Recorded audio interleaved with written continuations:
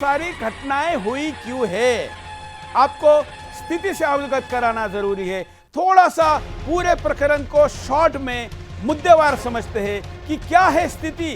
जिहादी झुंड के आगे क्या हुआ। एक आईएएस हिंदू अधिकारी जिसका नाम श्रीराम वेंकट रमन, इसको जिहादियों ने जमकर विरोध किया। अर्थात यह विरोध इसलिए हुआ कि क्या इसका नाम में श्रीराम है, केवल इसका हिंदू होना मुद्दा है, या इसके नाम में श्रीराम होना मुख्य मुद्दा है। क्या है ये मेरा प्रश्न है। स्थिति को समझिए। केरल के अल्लापुझा जिला कलेक्टर के रूप में श्री वेंकट रमन जी नियुक्त हुए थे, लेकिन जिहादी झुंड ने इनका विरोध किया और बहाना दिया कि ये कुछ 2019 में वहां पर पहले थे, जहां एक रोड एक्सीडेंट में वहां के एक मुसलमान पत्रकार की मृत्यु हुई थी, जो कि एक्सीडेंट था, कोई हत्या नहीं थी। एफआईआर भी वैसे दर्ज हुआ है, उसके लिए उनको सस्पेंड किया गया था और पुनः उनको सरकार ने जॉब पर लिया है। जिहाद के विरोध के आगे केरल सरकार झुक गई और जिनका फोटो मैंने आपको इस फ्रेम में अभी दिखाया था, वो श्रीराम को अपने पोस्ट से हटाकर किसी दूसरे जिले में कलेक्टर करके न्याय देने के बजाय उनको सेंटर ऑफिस में राज्य सरकार के सचिवालय में लेकर गई। ये झुकना है सरकार का, जो कि बड़ा ही गलत संदेश देता।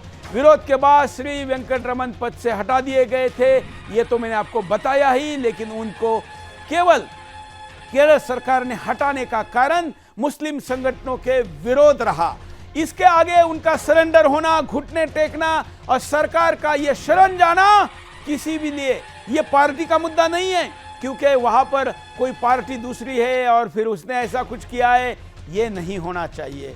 श्रीराम वेंकट रमन को नागरिक आपूर्ति निगम का महाप्रबंधक नियुक्त किया गया और यह नियुक्त किया जाना निश्चित तौर पर किसी भी तरीके से यह स्वीकार्य नहीं हो सकता और इसलिए हम ये मुद्दा आपके सामने लेकर आए हैं।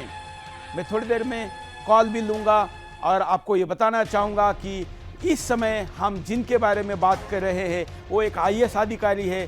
पहले वो चिकित्सा के सेवा निगम के प्रबंध निदेशक थे, जिसको एमडी कहते हैं। कोई साधारण अधिकारी नहीं है जिनका इतना बड़ा एक्सपीरियंस है। ऐसा व्यक्ति केवल मुस्लिम बहुल क्षेत्र में गया है और उस पर आरोप लगा। डीजीपी ने यह कहा है कि सीएम पिनराई इस्लामी ताकतों के सामने आत्मसमर्थन कर दिए है। मैं कहता हूं कि जिहादी झुंड के सामने झुके हैं और इसलिए यह हुआ है। प्रदर्शन किसने किया, इससे आपको अंदाजा आ जाएगा कि मेरे आरोप में कितना दम है, कितना तथ्य है, कितनी फैक्ट है। प्रदर्शन सुन्नी समूह से जुड़े कई मुस्लिम संगठनों ने मिलकर किया, लेकिन इसमें महत्वपूर्ण है कि मुस्लिम संगठनों ने जो प्रदर्शन किया था उसमें इस प्रदर्शन को करने वाले लोगों में जमात के लोग सबसे ज्यादा संख्या में थे, जिन्होंने बहाना बशीर नाम के पत्रकार का बनाया और इस अधिकारी का वहां पर विरोध किया, जिसको बदला गया। सोचिए कौन बदल रहा है। और यह करने के बाद सरकार के इस घुटने टेकने शरण जाने के निर्णय के बाद सरकार की छी थू थू हो रही है, विरोध हो रहा है। राज्य की जनता प्रश्न पूछ रही है। मेरे लिए प्रश्न केवल किसी राज्य का नहीं है, मेरे लिए प्रश्न हिंदुस्तान का है।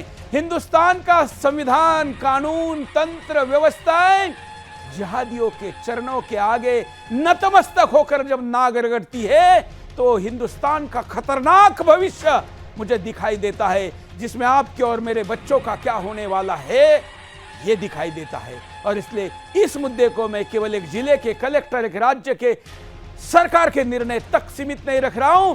आने वाले गजवा हिंद का यह प्रतीक है, यह आपके सामने स्थिति के रूप में बता रहा हूं। तो यह स्थिति है जो आपके सामने सरकार ने घुटने टेके हैं। मुख्यमंत्री पहले ही श्री वेंकट रमन की नियुक्ति का बचाव किया था, तो फिर अगर बचाव किया था तो उन्होंने इसको बदला क्यों।